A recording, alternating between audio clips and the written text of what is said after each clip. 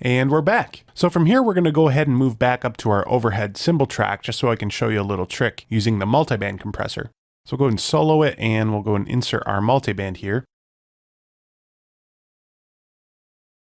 Now, most of the time on the overheads, we usually roll off a lot of the bottom end by using an EQ. Now in this instance, we can kind of kill two birds with one stone by using the multiband compressor as a compressor and an EQ.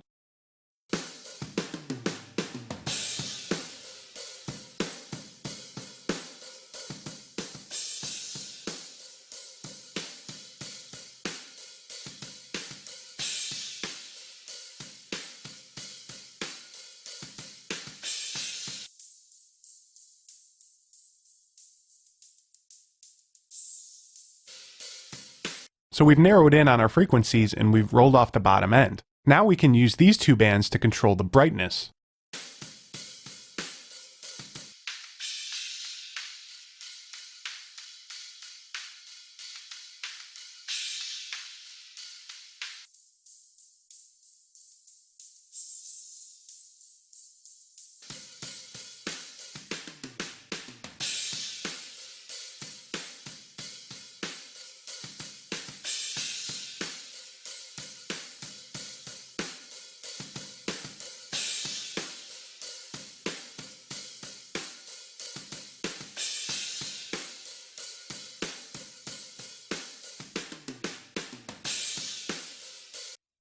So you hear how we've been able to get a nice bright sound out of our overhead cymbals. So one trick that a lot of engineers use on the room mics is to really just over compress it. We can get a nice gritty character and blend some character back into the rest of our drums. For this, we're going to go ahead and use the tube compressor.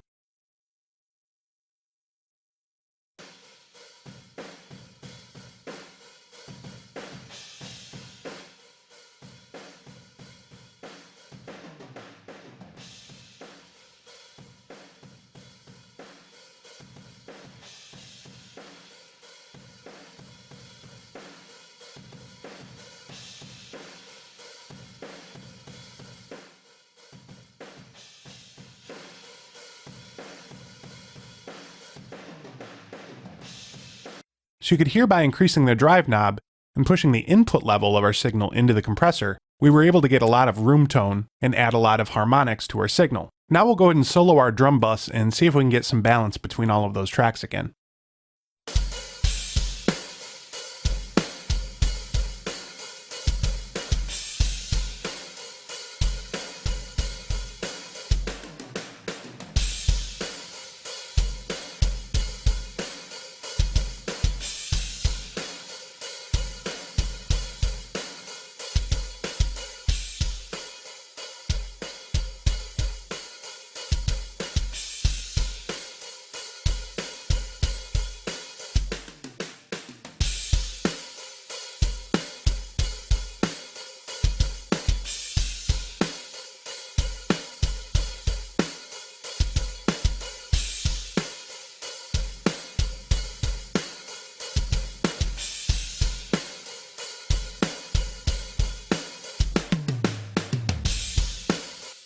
So we can bring out even a little bit more character on the drum bus by using what's called New York compression, or parallel compression.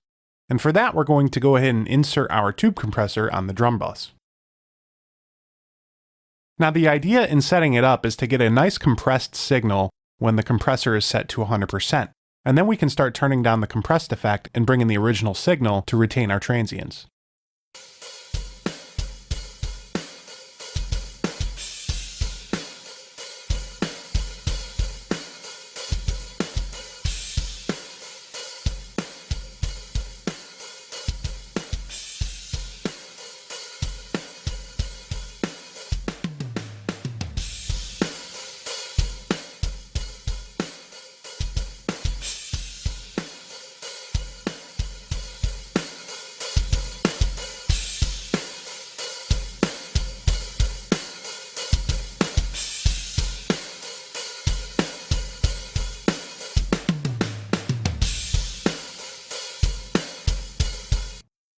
From here, we'll go ahead and start bringing in our bass guitar to try to get that back in balance with the drums.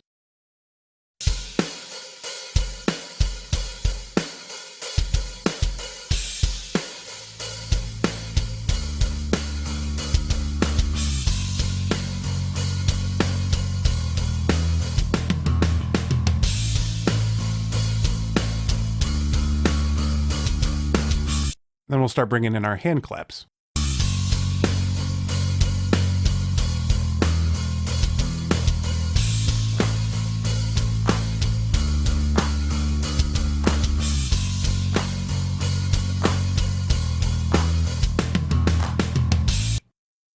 Now let's take a look at our rhythm guitar.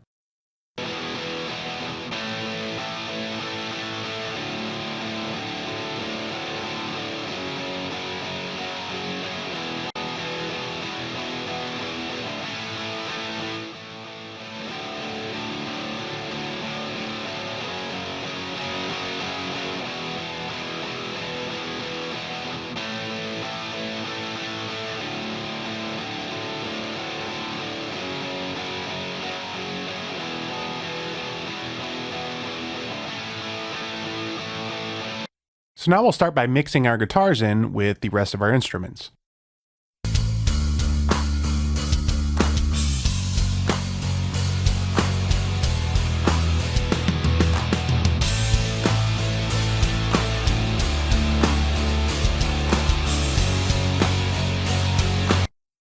And finally, we'll bring in our lead guitar parts.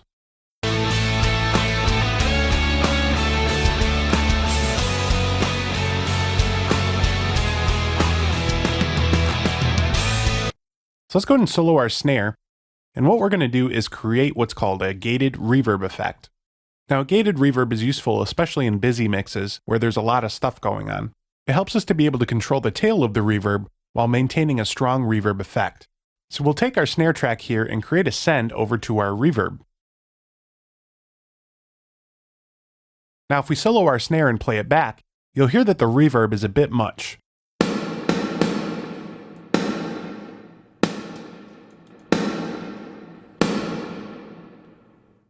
So what we can do on this reverb over here is actually insert a gate. And now we can start dialing in the settings on this gate to reduce our reverb time.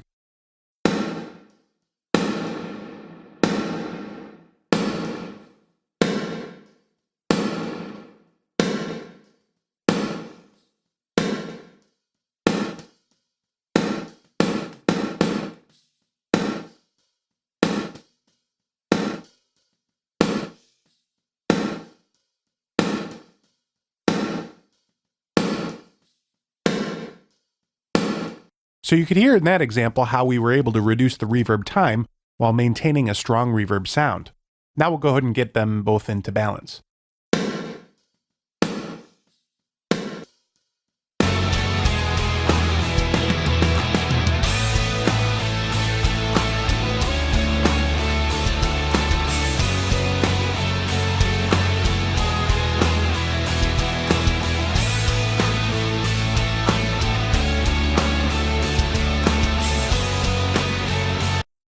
It's a really nice way to get some immediate ambience from our reverb without worrying about the tail of the reverb muddying up our mix.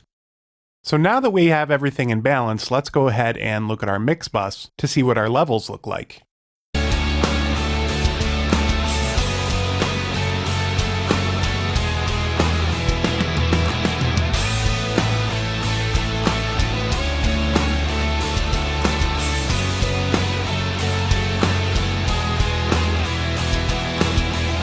So you can see we came awfully close to clipping, and this is where our brick wall limiter is going to come in handy. Let's go ahead and open up our master track here, and down in the post fader inserts, we'll go ahead and insert our brick wall limiter.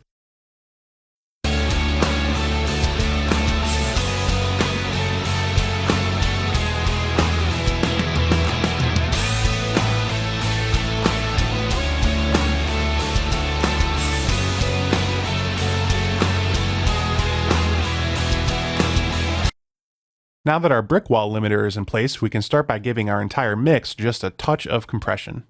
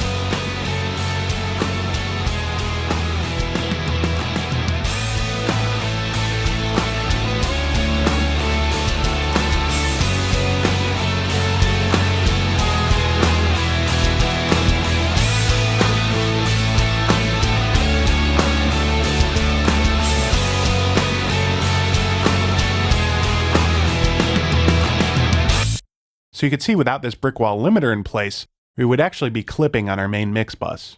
Our input value was 1.5 dB over 0, but our output level remained at -1. So now we'll go ahead and listen to our track before we had any of our Dynamics plugins, and then we'll be able to see how far along we've come with our mix just by using the Dynamics plugins in Cubase.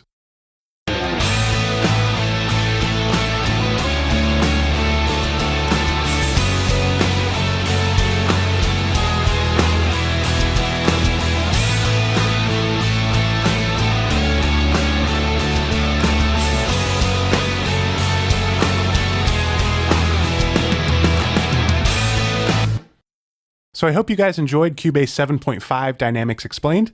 My name is Dave Askew, and we'll see you again next time.